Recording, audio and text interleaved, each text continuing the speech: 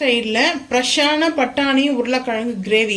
இது பரோட்டா, சப்பாத்தி, பூரி, தோசை, இட்லி சாப்பிட்லாங்க. ஸோ ரைஸ்க்கும் சாப்பிட்லாம். அடுப்பு ஆன் பண்ணிவிட்டு உருளி வச்சுருக்கேன். ஆயில் வந்து ஹீட் ஆகிடுச்சுங்க. ஹீட் ஆனதுக்கப்புறம் ஓன் கரம் மசாலா சேர்த்தாச்சு. சேர்த்தது ஆனியன். நல்லா ஆயில் வந்து ஹீட் ஆகிடுச்சு.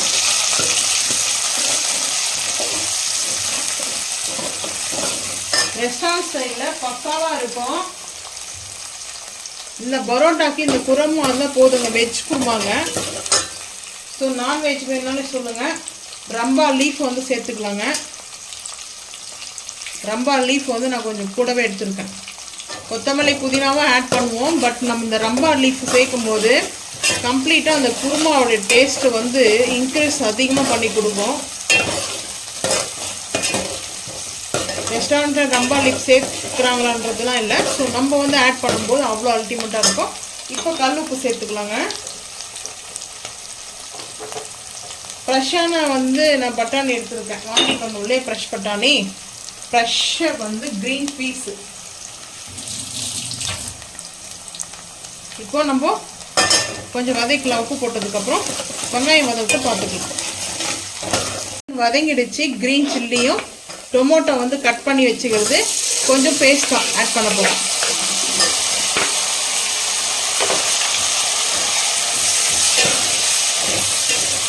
அடுப்பு ஹை ஃப்ளேம் வச்சுட்டு பேஸ்ட்டு அரைச்சி வச்சுருக்கிற டொமேட்டோ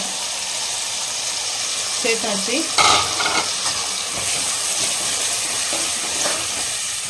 சேர்த்துட்டு இப்போது இஞ்சி பூண்டு பேஸ்ட்டாக சேர்த்துக்கிட்டோம். 1 டீஸ்பூன் இஞ்சி பூண்டு பேஸ்ட்டு.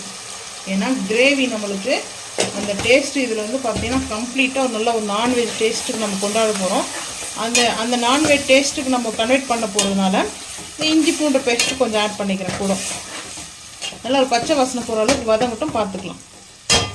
பட்டாணி நம்ம வாங்கிட்டு வந்தோம் இல்லையா மார்க்கெட்டில், 1 கிலோ வந்து பார்த்திங்கன்னா 40 ரூபா. நாங்கள் 1.5 கிலோ வாங்கணுங்க.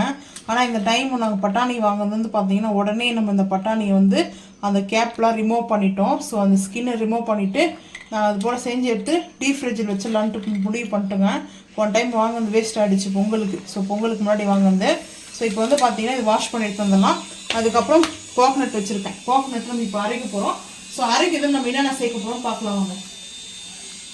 இது கூட பாதாம் ஸ்லைஸ் பண்ணது ஒரு 10 வந்து பீஸ் இருக்கும். பாதாம் வந்து பார்த்திங்கன்னா நான் வந்து ஸ்லைஸ் பண்ணி வச்சுருக்கேன் சீக்கிரமாக நம்மளுக்கு அரைக்கிறதுக்காக.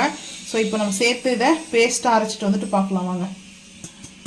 டேஸ்ட்டை நம்ம கன்வெர்ட் பண்ணுறது எப்படின்னா, நான் மட்டன் மசாலா, மட்டன் வந்து திக்கா மசாலா இருக்கு இல்லையா, ஸோ அந்த ரெடி பண்ணதை நான் வந்துட்டு 1.5 டீஸ்பூன் வந்து ஆட் பண்ண போகிறேங்க. சின்ன டீஸ்பூனில் ஒரு 1.5 டீஸ்பூன் சேர்த்தாச்சு. காஷ்மீரி மிளகாய் பவுட்ரு வந்து ஒரு 1/2லேருந்து 75 எடுத்துக்கலாம். நான் வந்து 1/2 டீஸ்பூன் கொஞ்சம் கூட எடுத்துருக்கேன், அவ்வளோதான். ஸோ நம்ம இப்போ சேர்த்தாச்சுங்க. சேர்த்தாச்சு, நல்லா மிக்ஸ் பண்ணிக்கலாம்.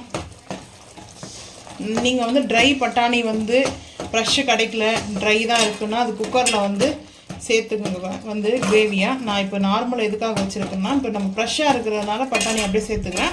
அப்படி நீங்கள் வந்து குக்கரில் வந்து ஓவர் நைட் வந்து ஊற வச்சுட்டு குக்கரில் ஒரு 3லேருந்து 4 விசில் வந்து வச்சு எடுத்துகிட்டு கூட நீங்கள் சேர்த்துக்கலாம். பாருங்கள் இந்த மசாலா எவ்வளோ பக்காவாக ரெடி ஆகிடுச்சு. இப்போது தெறிக்க ஆரம்பிக்குது.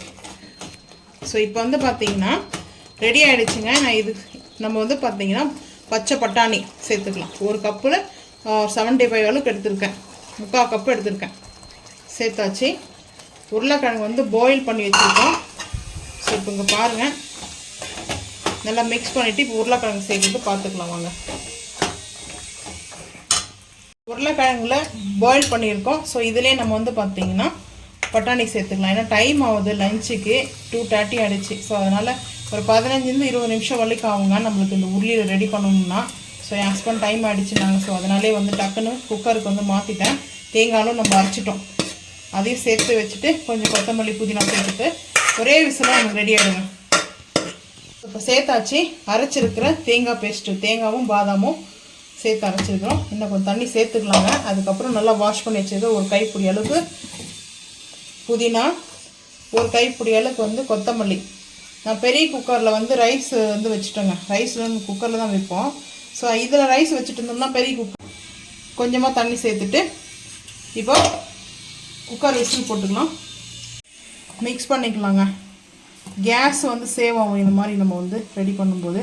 பட்டாணி வந்து குக் ஆகணும் 15 இல்லை 10 நிமிஷமாவது குக் ஆகணும். ஸோ வந்து பாருங்கள், இந்த அளவுக்கு திக்னஸ் போதும்ன்ட்டு நான் தண்ணி சேர்க்கல.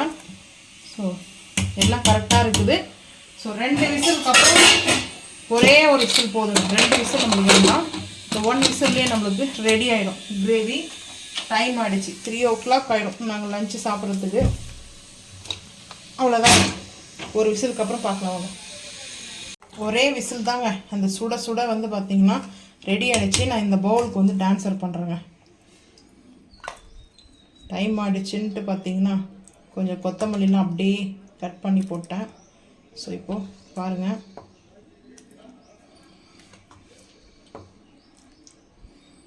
ஒன் விசில்லையே பட்டாணி potato restaurant style gravy ready. Kurma gravy சொல்லலாம்.